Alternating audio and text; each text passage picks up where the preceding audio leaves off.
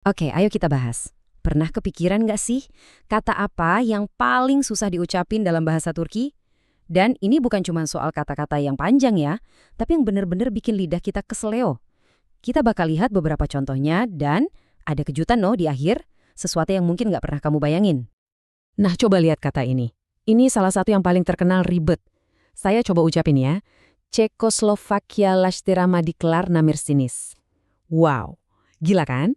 Satu tarikan napas. Artinya itu kira-kira, Anda ini katanya salah satu dari orang-orang yang nggak bisa kami jadikan orang Cekoslovakia. Coba bayangin ngomong ini pas lagi ngobrol biasa. Heboh. Tapi tunggu dulu. Percaya nggak, kata yang barusan itu ternyata bukan juaranya. Masih ada lagi yang lain yang secara teori sih bisa diucapin, tapi tingkat kesulitannya, wah beda level. Siap-siap ya. Dan inilah dia, Muvaffaqiyat lashtiri larema yebilecek limeris dan sinis jasene.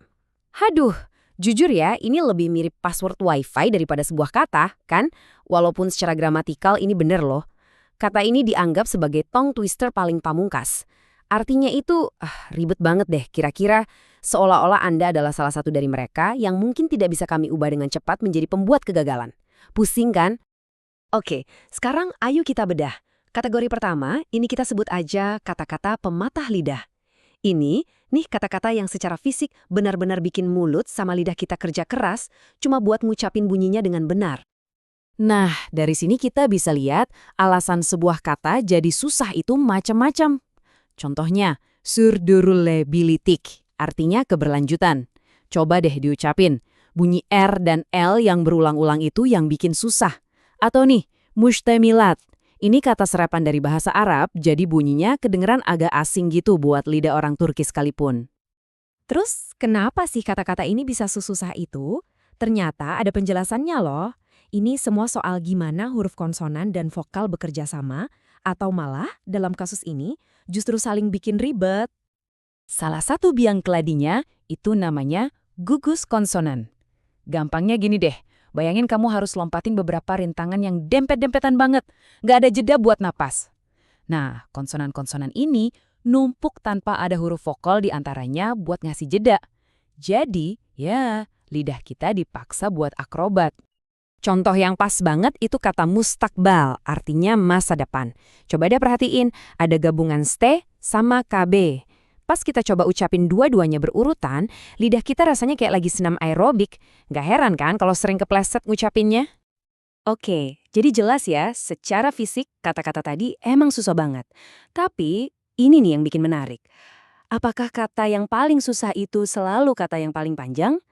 Apa kesulitan itu cuma soal senam lidah aja? Gimana kalau ternyata ada jenis kesulitan lain yang sama sekali berbeda? Dan disinilah kita masuk ke bagian yang paling mengejutkan. Ternyata ada kata-kata lain. Kata-kata yang super simple buat diucapin, tapi justru bisa jadi kata yang paling-paling sulit buat keluar dari mulut kita. Coba deh lihat perbandingan ini. Di satu sisi, ada monster-monster fonetik yang udah kita bahas tadi. Terus, di sisi lain, ada dua frasa yang simple banget. Seni seviorum, aku cinta kamu, dan özür dilerim, aku minta maaf. Secara fisik, gampang banget. Tapi secara emosional, bebannya bisa jauh lebih berat. Loh, kok bisa gitu? Kenapa kata-kata yang gampang diucapin ini malah terasa berat banget? Jawabannya, bukan ada di lidah kita, teman-teman, tapi di dalam hati. Seni seviorum, aku cinta kamu. Gampang banget kan ngucapinnya? Tapi, buat banyak orang, ngucapin ini tuh sama aja kayak membuka diri, menunjukkan sisi rapuh kita. Dan itu bisa jadi rintangan emosional yang luar biasa besar. Sama halnya dengan uzur dilerim, aku minta maaf. Cuma dua kata, kelihatannya sepele, tapi buat ngucapinnya seringkali kita harus perang dulu sama ego kita sendiri kan? Nah, jadi ini intinya. Penghalang utamanya itu bukan di kata-katanya. Tantangan yang sebenarnya itu datang dari dalam diri kita. Dan biasanya biang keladinya itu satu, harga diri. Atau kalau dalam bahasa Turki namanya gurur. Jadi, ini ninggalin kita dengan satu pertanyaan buat direnungin. Kalau dipikir-pikir, kata apa sih yang paling susah buat kamu? Kata yang bikin lidahmu kesleo? Atau kata yang bikin hatimu bergetar buat mengucapkannya?